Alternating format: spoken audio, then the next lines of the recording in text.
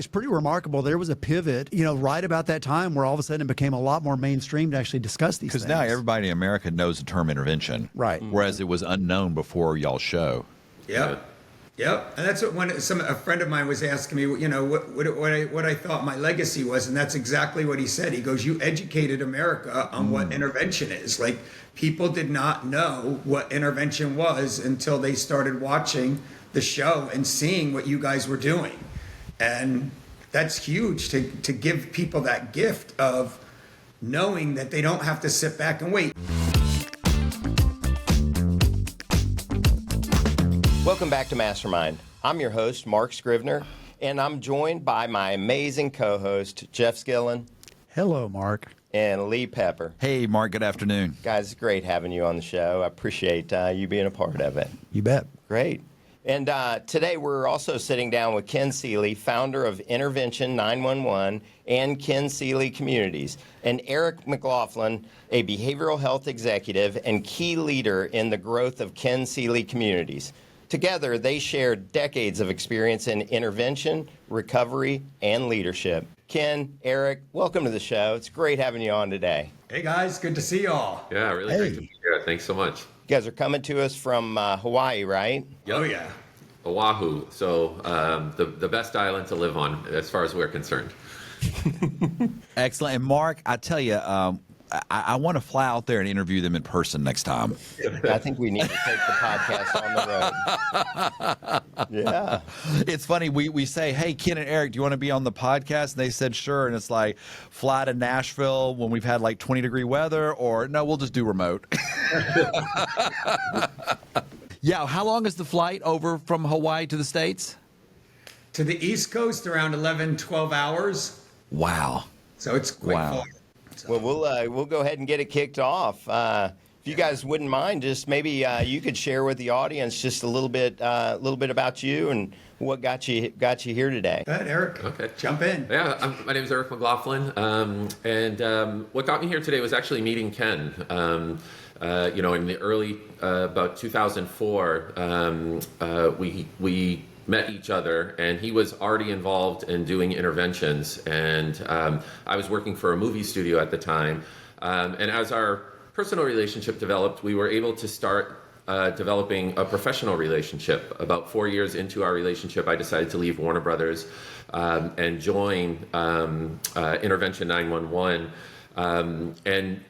Ken's, I always stress that Ken's kind of like the idea guy, and I'm the guy who implements it and puts it into place. So, otherwise known as the dream killer in some circles. Or fun sponge. Yeah. If you know someone who's got a creative, always on the go, never stopping mind, that could be a lot sometimes. But it's also been a real joy to kind of work with someone like that, because I'm not that kind of entrepreneur that Ken is, but I do have kind of a systems approach. I've worked in restaurants, catering, production management for a long time, so the ability to kind of take some of that and bring it into what we were doing was important.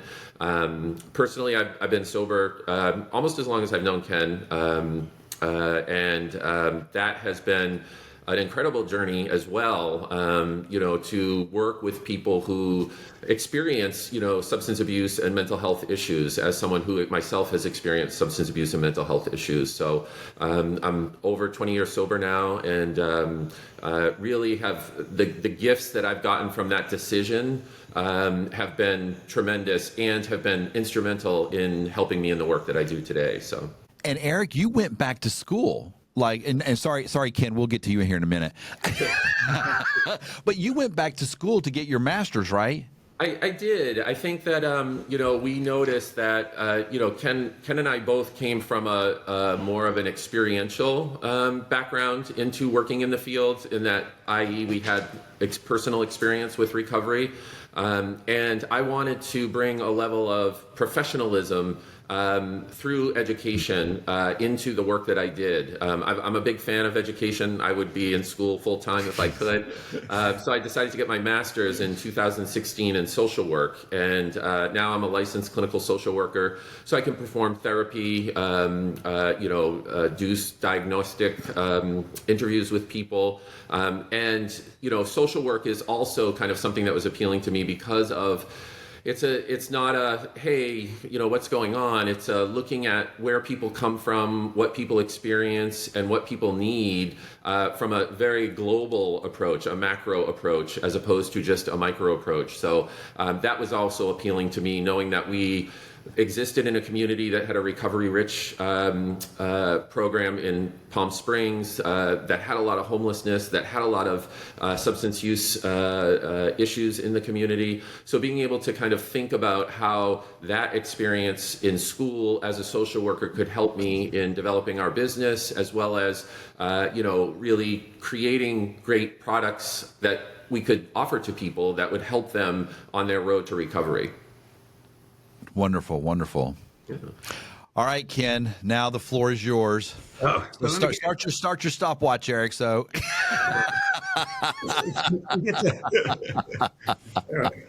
my seat was a little too low. I was like starting to sit on the ground. So, I started. I got sober July 14th, 1989. And I didn't really start working in the program until I had like 10 years sober. I was doing, sober jobs until then. Like I ran the West Hollywood Alcohol and Drug Center. So I was in the industry, but not in the industry, if that makes sense. It was more of a nonprofit that was 12-step meetings. We had 101 12-step meetings a week at this little facility in West Hollywood. Well, not little, it was like 5,000 square foot, so it was a good size. And I did that for like 3 or 4 years, waited tables, home health care, did all those type of jobs prior to getting into the field and working in the field as an expert.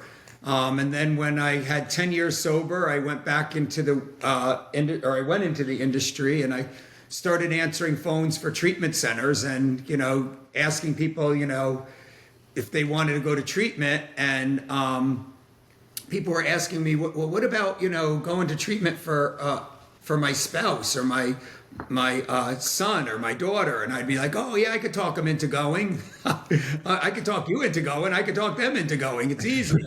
So I felt like it was more of like, we call it the 12-step call, telling how wonderful your life is.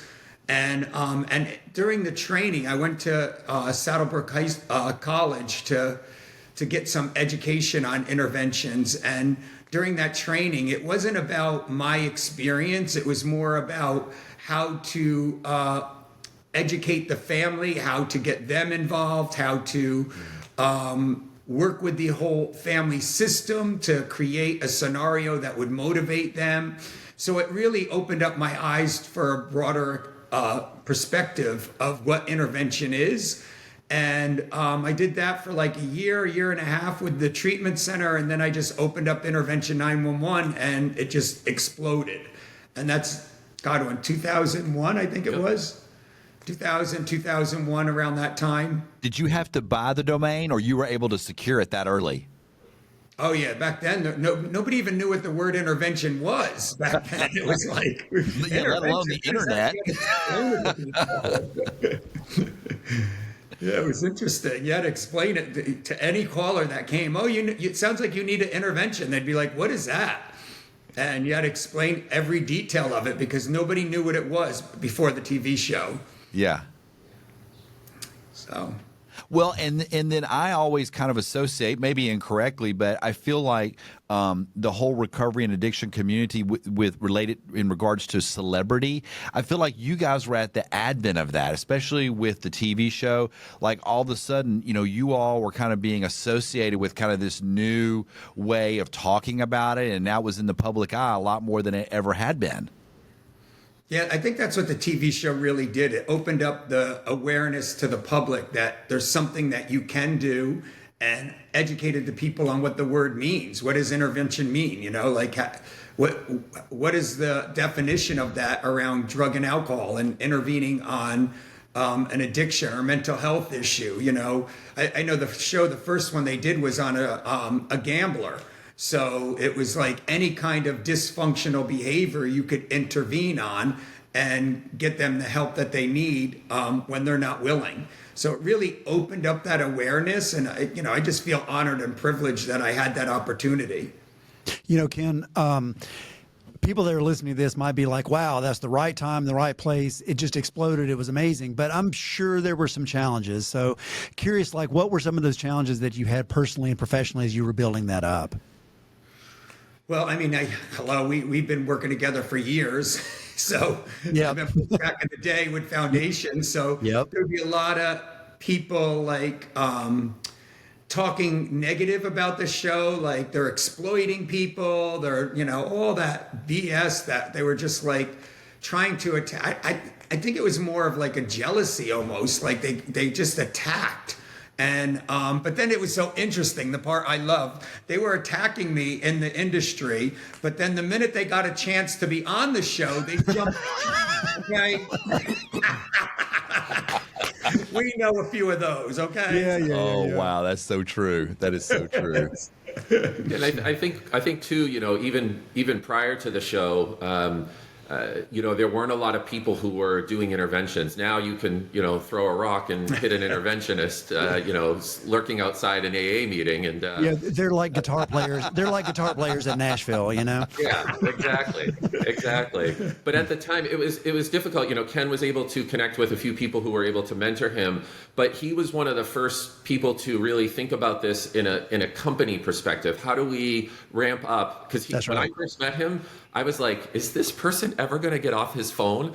He was on the phone from we'd be at dinner, he's on the phone. We'd be in a movie, he'd be on the phone. And it was a little frustrating personally, but it spoke to the need that was out there. He had tapped into something that was needed. And Ken's, like I say, he kind of was able to envision without really...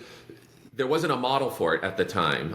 There were a couple people who were starting to kind of get into the idea of an intervention business, which is what we did. We scaled up. We had intervention coordinators. We had interventionists across the country. And building that was like a challenge. We didn't have a lot of experience, so we'd bring people in who were like, yeah, I want to be an interventionist. And we'd be like, great, here. And they'd be like, here, what? And we'd be like, here, go do the intervention. Because for Ken, and later for me, doing an intervention came pretty easily, because you've done so many of them. But you have to realize that people don't always know. So we had to develop a system, an intervention protocol, intervention guidelines. We actually did that with coordinators. We developed coordinator guidelines. And for us, coordinators were like our admissions team, So, but there wasn't... It was very difficult. This was all kind of trial and error, and that we did a lot of trials and made a lot of errors in that process. And we got to the point where we probably were the biggest intervention company in the country at one point, and it shifted. That was another thing, is that this industry is full of people who see an opportunity to make money and they want to jump in, and they want to help people too. There are a lot of people who want both, and the market really started to become flooded. Treatment centers started advertising on Google on intervention terms. So there was a real shift in the mid-teens after the show had been on for a while about how effective a smaller company could be. So we had to think, how is this, our ability to market with people who were top notch? That wasn't something that came easy to us. So we really had to pivot. And that's when we kind of looked at the other thing that we saw was that, interventions are great, but interventions alone aren't don't mean long-term success. What means long-term success is a continuous program of recovery that's supported from day 1 to day 365 with many levels of care. And we worked with a ton of treatment centers who did a really great job at treatment, but we did a great job getting them into treatment. Treatment did a great job getting them stable, but there was a real lack of aftercare. And so that's when we went into kind of opening sober livings, and we kind of diversified our services, and from that we grew our treatment services, from that we grew our long-term care management services, from that we grew our case management services, and that has kind of been the same thing for us as the intervention. A lot of ups and downs, a lot of struggles to figure out where we're going. I feel like, and sorry, Mark, I don't mean to cut you off, but I feel like you alluded to interventions. I feel like everybody I know when they're having a struggle like in their professional life or their business life, they'll pivot and say, "Oh, I'm going to be a realtor," and everybody just goes and and they'll do it for a little bit of time. And I feel like a little bit of that with intervention, but you guys, you really help professionalize the intervention space, because now there are multiple certifications that people can get. They can go and have a mentor. They can go to a regular, conferences and learn more about it. And I wonder if you might speak, because you guys were at the forefront of that. Yeah, with John Southworth, we were one of the first to start trainings, and we started them years ago in London. We weren't even, I don't think anybody was really doing them in America yet, and we started doing them in London because we were going there every year with Deidre and doing that conference, and people over there were saying, help us be interventionists. So we did a training every year over there, and then we brought it over, and like Eric said, John and I were like the minds behind it, and Eric was the glue that kept it together. But Eric always was the dream killer, like shutting it down. Nope, we're not doing that. Nope, we're not doing that. And John like, oh yeah, we could do that. That's easy. I was like, yeah, you're right, John. We could do that. So you mean Lee Fitzgerald wasn't the first person to go to London? No, it was.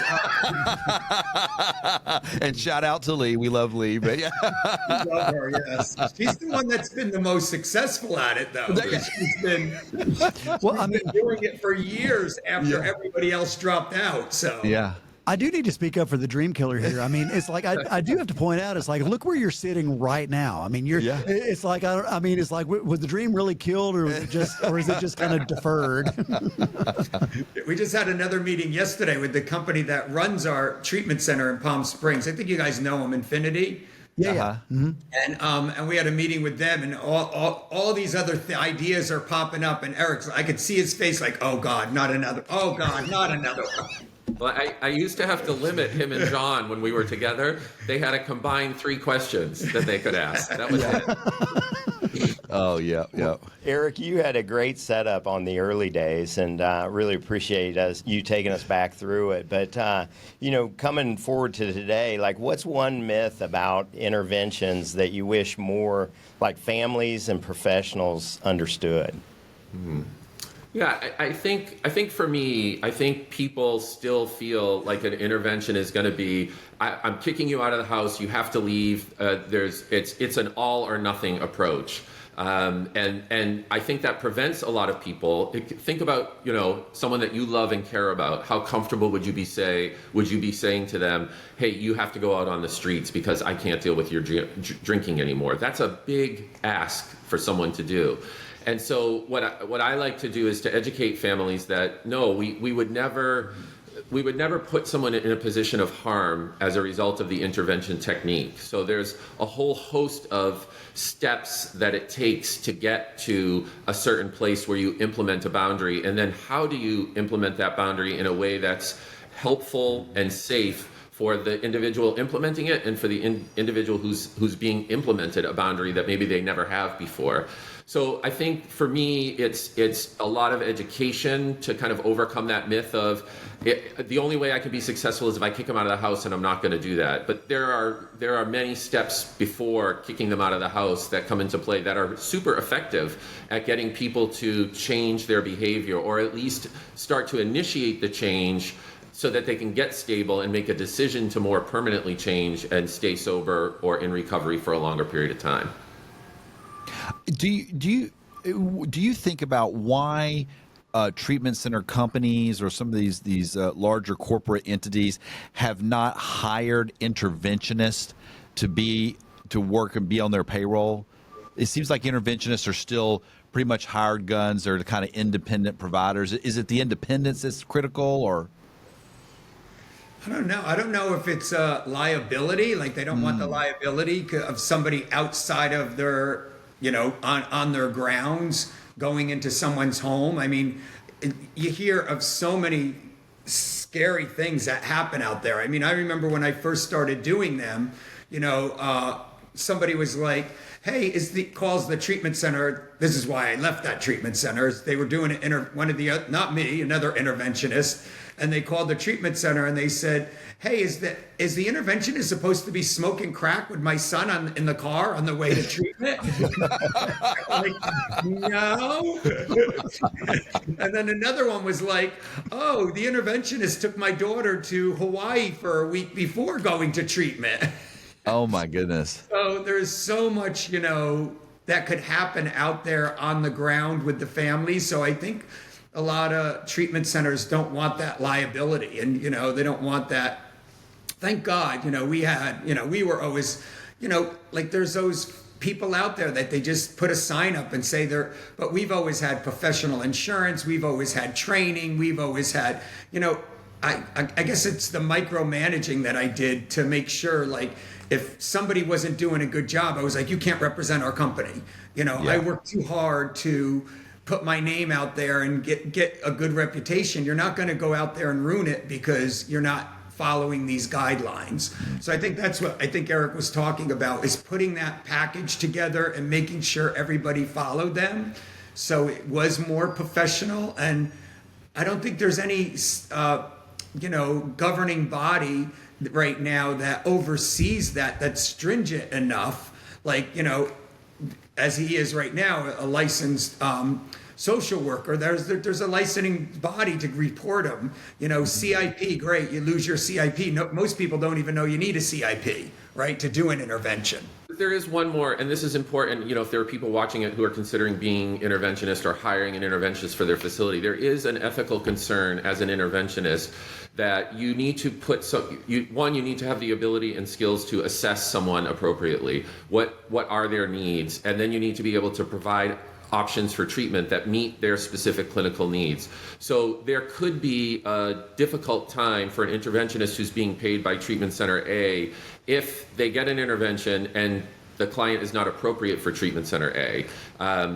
If they still have a requirement to present treatment center A as a option, but it's not a clinical fit, that creates some potential harm to the client. So, there are people, I think, who can navigate that ethically, who could say, hey, if they're not appropriate for us, please send them somewhere else. But the probability of that kind of idea playing into how they might factor into what treatment centers they provide makes that a little bit difficult. And I think that's why you don't see that so much, is because the interventionists have to be free from treatment centers to be able to do that. Gotcha. I appreciate that distinction. I think that's really important. So my next question, going back to A&E for just a moment, and by the way, if you guys ever decide that you want to get into the broadcast game, you should start K&E Network.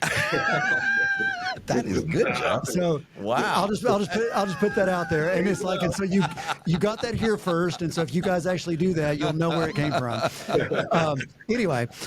So I think about that show Intervention, and of course, I know the impact that it had on your business. I know the impact that it had on our collective business. I'm curious, but do you realize how much that show actually built that network? And I mean, it's like, because it actually did. And it's like, there was a time that A&E, there was a time it was arts and entertainment.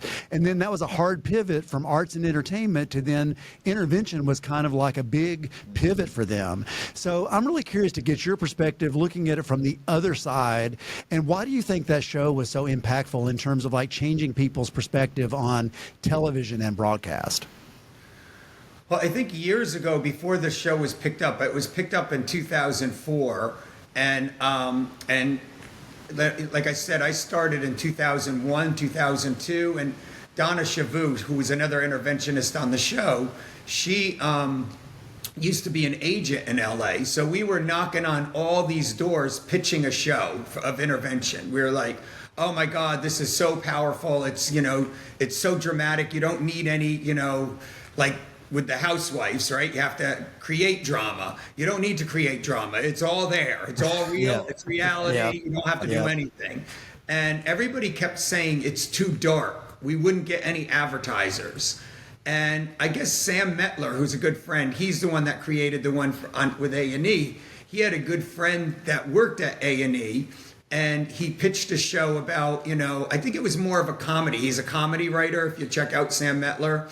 And it was more of a comedy of doing an intervention on, if dad has really bad cologne. Let's do an intervention on dad using that cologne. It really stinks. So it was more of that. And then he bought a showrunner in. They bought a showrunner in, and GRB, ended up producing it.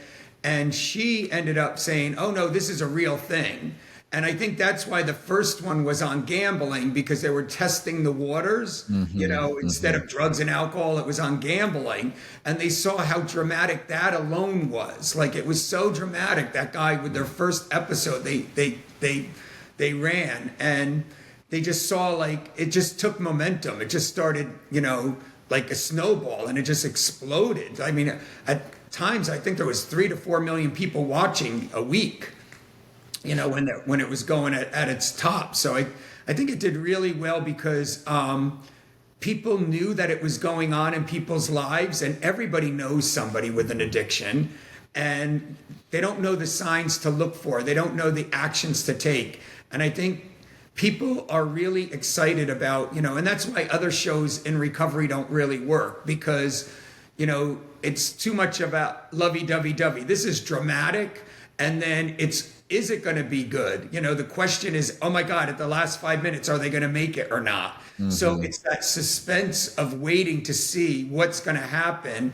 And everybody wants a good turnout. Everybody wants something solid to happen that's, warms the heart. But sometimes it didn't, and sometimes it did. So I think that was really the nuts and bolts of it and how it got started. Do you also think there was a timing aspect of, sunlight coming into a shadowy place, and people were actually ready to experience that at a broader societal level? I don't want to be overly philosophical, but I mean, it's pretty remarkable. There was a pivot, right about that time, where all of a sudden it became a lot more mainstream to actually discuss these things. Because now everybody in America knows the term intervention. Right. Whereas it was unknown before y'all's show. Yep.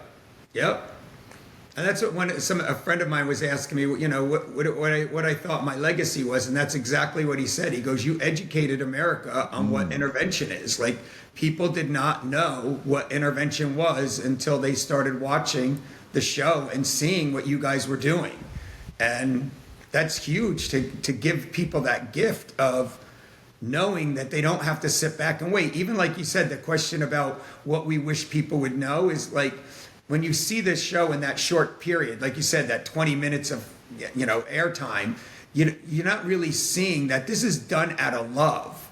This is not done to be punitive. This is not done to attack your loved one because they're being so mean. This is done because you love them so much, but you're not going to love them to death.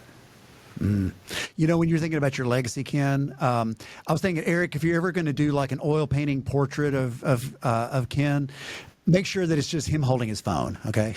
Yeah. But let's don't do oil. Let's do a velvet painting. Oh, I love it. There may be a Christmas gift coming your way now.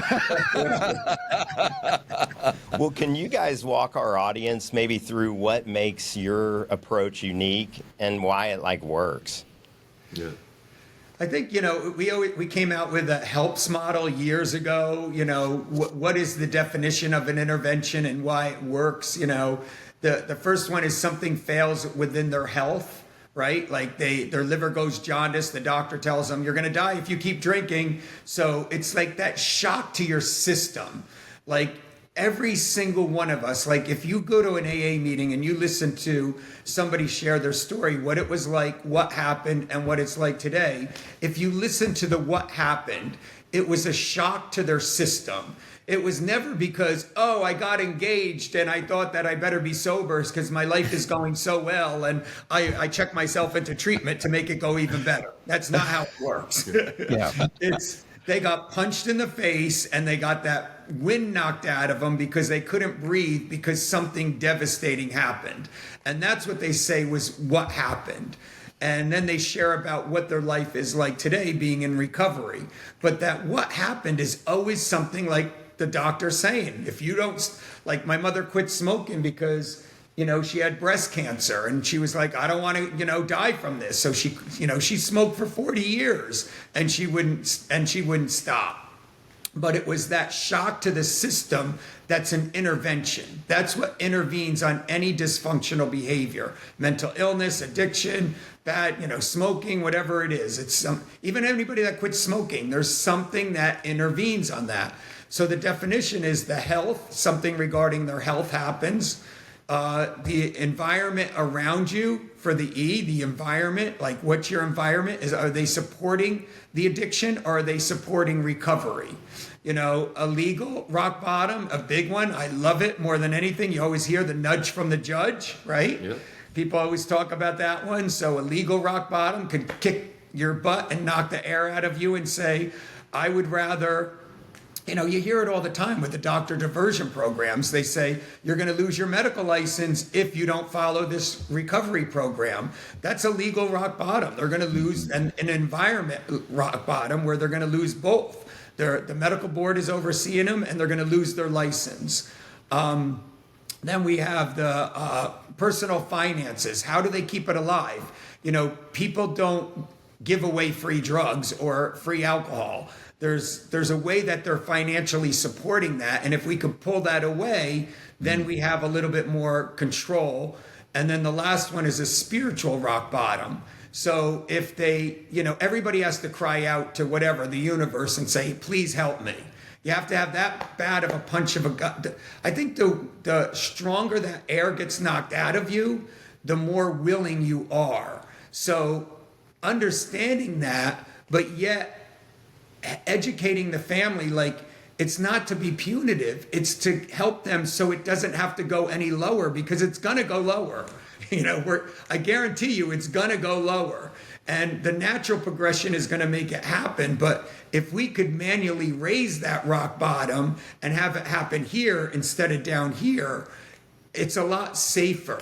Because especially in today's world with fentanyl and everybody dropping like flies. So it's a lot safer to raise that rock bottom, get that punch in the gut, and then say, okay, I'll surrender. Because we all know it's a point of surrender. How do we get to people to surrender?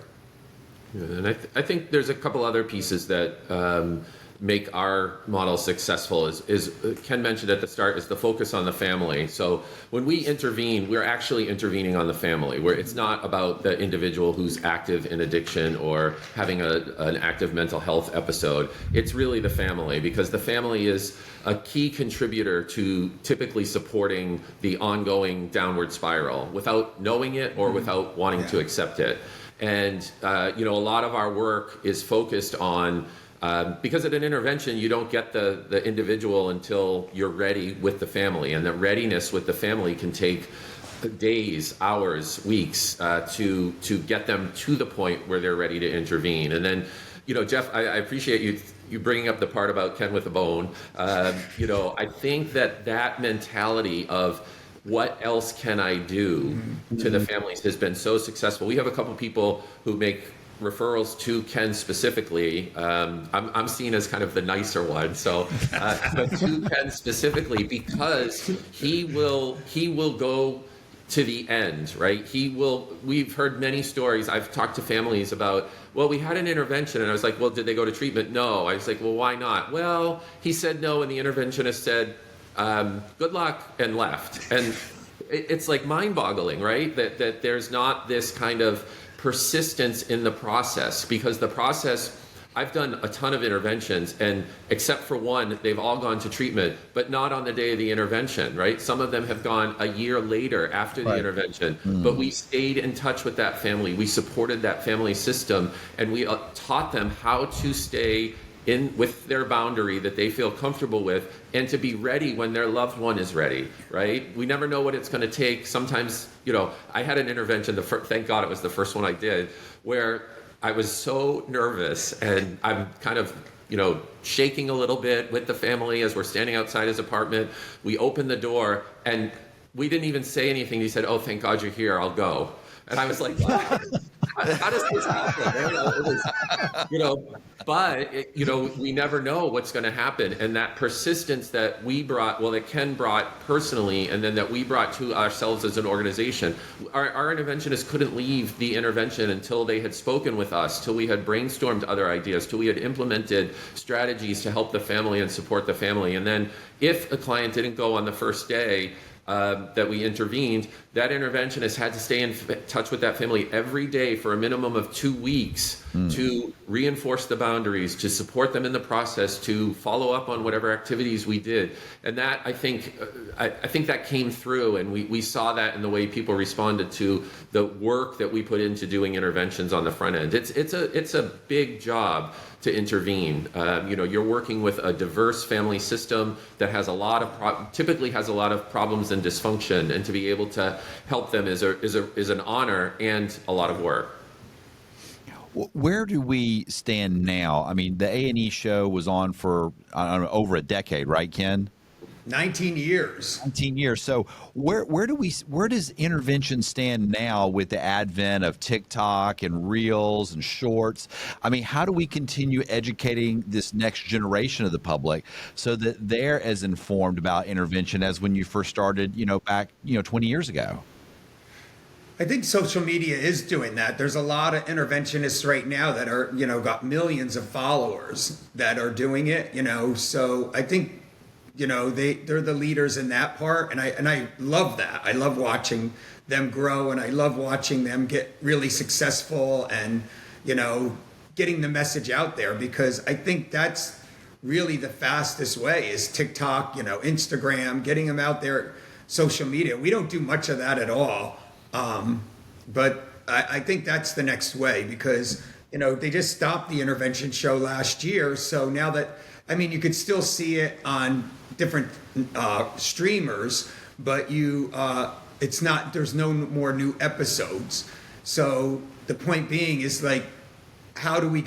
what's the next way of getting the message out there for these young ones, right? Like the kids that are coming up that are going to need to know about interventions. There are no more new episodes of Seinfeld either, but that doesn't mean that people. Well, that's true. I guess my kids are very familiar with Seinfeld. That's right.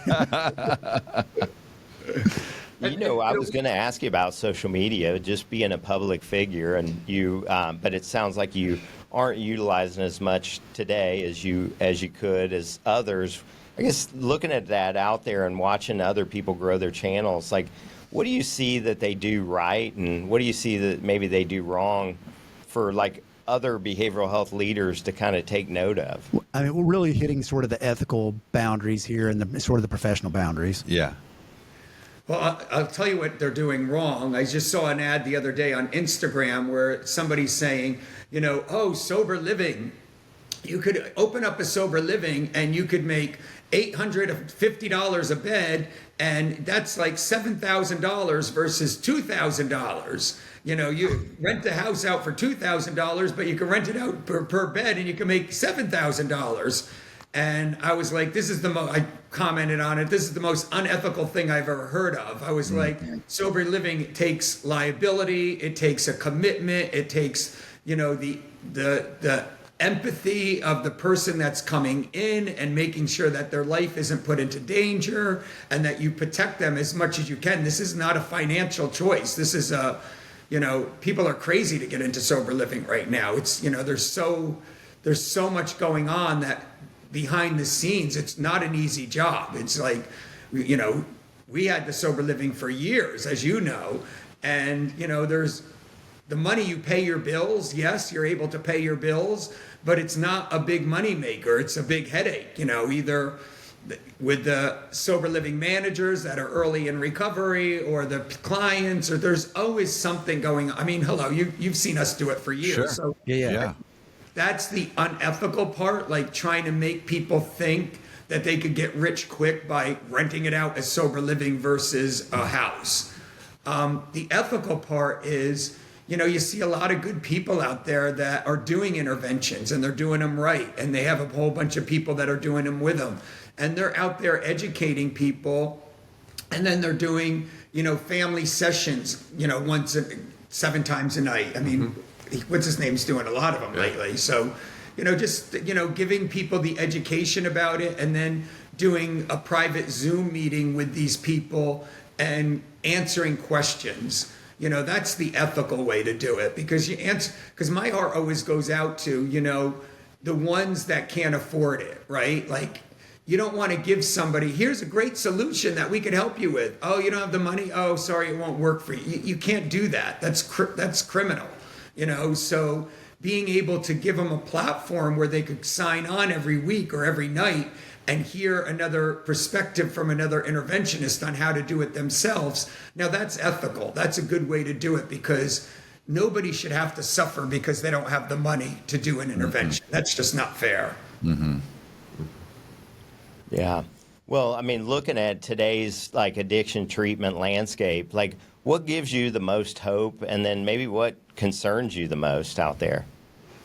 Yeah, I think concerning is, the constant and ever evolving shift in access, for people. A lot of people rely on insurance, and insurances companies are, they have kind of an adversarial relationship with treatment providers, with some good reason. There's been a lot of abuse of the insurance policies by many providers in our field, and I think it gets more and more difficult.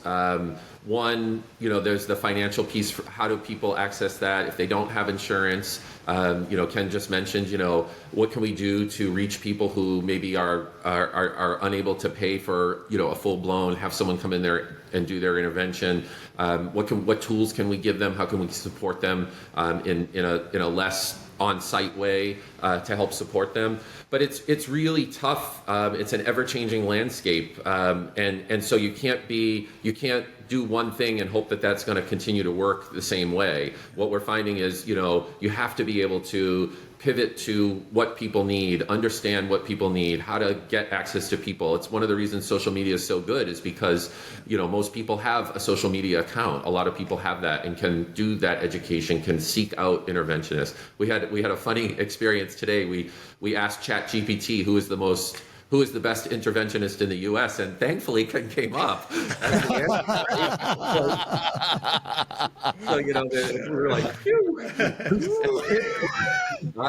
Who's the most attractive? Who's the most handsome? Yeah, so Ken's going mirror, mirror. But I think also, with the onset of AI, with the onset of social media, with the onset of insurance companies really taking a step back from being as making it as difficult as possible. Interventions were never anything that has been covered by insurance as well. So that's we've in a sense we've been lucky for that, I think, because we haven't been at the effect of the insurance companies in that. But I think for me that seems to be the most challenging thing in behavioral health care is how to continually provide access to the people that need it in a way that's meaningful and helpful. So is there, as we start to kind of wrap up the show, Eric, Ken, is there anything else that maybe we didn't ask you that you think would be helpful for the audience?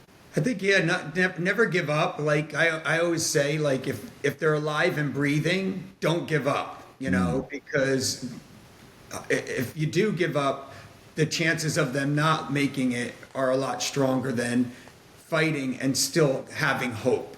Because if you keep reaching out and you keep contacting people and asking experts what you could be doing and changing your behavior, like Eric said, it's really not about changing the individual with the addiction or the mental health issue, their perception. It's about changing the family's perception. And if we could help them change theirs, then there's a really good chance of them learning how to change their behavior to get the result that they really want. So don't give up. If you don't like what somebody says, like Eric said, I'm always the hard one. Like people call me, oh, we got a really hard one, I'll stay there for weeks. I don't care. I'm not going to leave until they go to treatment or they're in jail or they're somewhere safe anyway, or the psych ward for 5150, whatever the case may be. But the point is don't give up, keep working through it. and you will get an answer. It might not be from me. I might be too hard for the way that you understand or communicate. So it may be through somebody easier like Eric. Eric's always the easy one. Everybody likes Eric. Everyone's like, oh, stay away from Ken. He's a little rough, but Eric's nice. Ken, you're too hard on yourself, but it was Eric that was emailing us yesterday to make sure we were still on time for this interview. That's his production background. Right, exactly. He's going to make sure He's we're a on project point. manager extraordinaire. Well, Ken, Eric, thank you so much for being a part of the show, and thanks for everything you're doing for the industry. We really appreciate it and appreciate you being a part of this community as well. And that's a wrap for today's episode. On behalf of Lee, Jeff, and the MasterMined team, thanks for tuning in. If today's conversation with Ken and Eric sparked new ideas or inspirations around leadership, intervention, or long-term recovery, we'd love to hear from you. Be sure to subscribe, rate, and review the show so that we can get this message out to more people. We'll see you next week on MasterMined. That wraps up this episode of MasterMined. Thank you so much for joining us. And remember, MasterMined is not just a podcast, it's a community. So don't forget to comment, subscribe, and review us. Your feedback helps us continue to bring you content that's relevant and relatable. Thanks again to our sponsor, Snapshot, a digital media marketing agency. And thank you for joining us on MasterMined, your behavioral health playbook.